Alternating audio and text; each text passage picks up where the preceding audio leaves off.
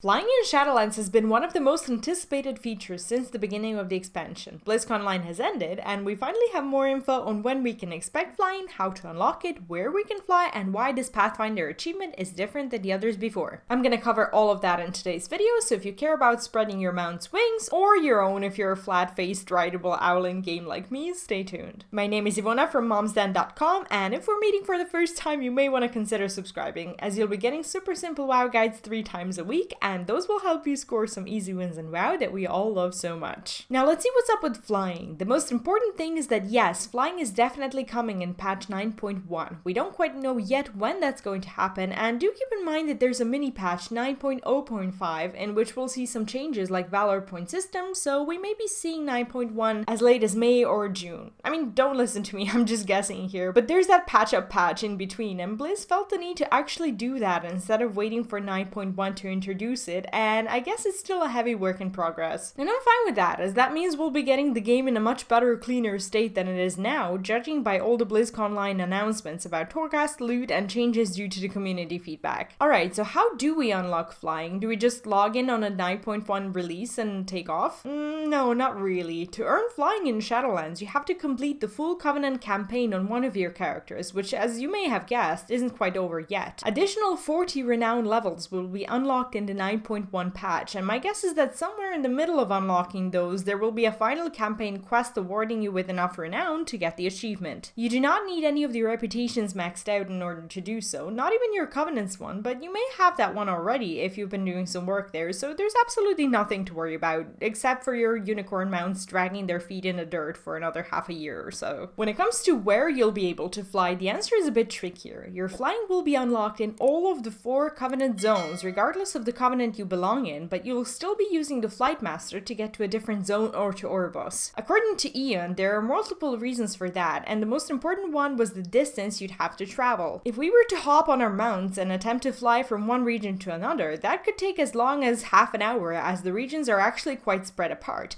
This makes absolute lower sense, as the Covenants aren't really supposed to be neighbors or anything, but it makes me wonder why it was more convenient to actually build and code Shadowlands in such a way. I'm not a coder or a game dev or anything like that, but I assume that when we get into the anima swirly thing, our character's flying speed is increased massively, and that's not something that's coded into our collection mounts. Only the Flight Master's mounts can do that. Of course, I may have a wildly misleading picture about this, so if you know how this works, let us know in the comments. In essence though, it's faster that way, and it doesn't break the lore in a way that your mounts suddenly become intergalactic super dragons, magic carpets, or whatever it may be. The fact that you will only be able to fly in the Covenant zones implies that there will be no wing flapping in the Maw or other new regions either, unless you're a boomy and you actually get to flap your tiny underwhelming wings. Yes! So yeah, no flying, even though your riding mounts will want to join you in the Maw once again, as we'll be setting up a foothold there, and they won't completely feel like the Maw will eat them alive. Not sure how that really works, but anyway, I can somewhat understand this from a technical standpoint, as not all the zones are designed to look cool from all the angles, especially if they were done in a rush. You can easily see this for yourself if you go to any of the zones where flying came later in the expansion or wasn't supposed to happen at all. For example, Winter Spring, which looks rather strange with the water and tree textures from the bird's eye. Maw was one of the zones that got rushed a bit, but I still don't think its appearance is the main reason why we won't fly there.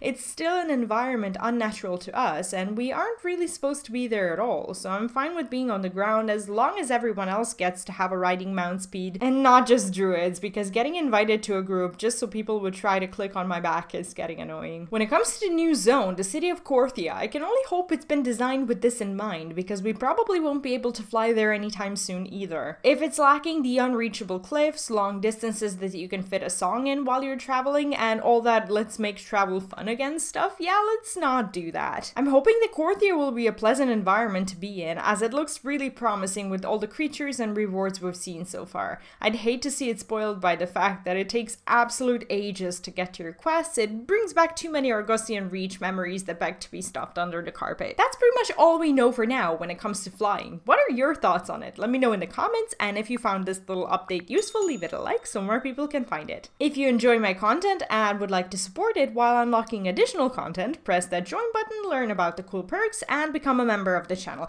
Thanks so much for watching, and I'll see you soon. Bye bye.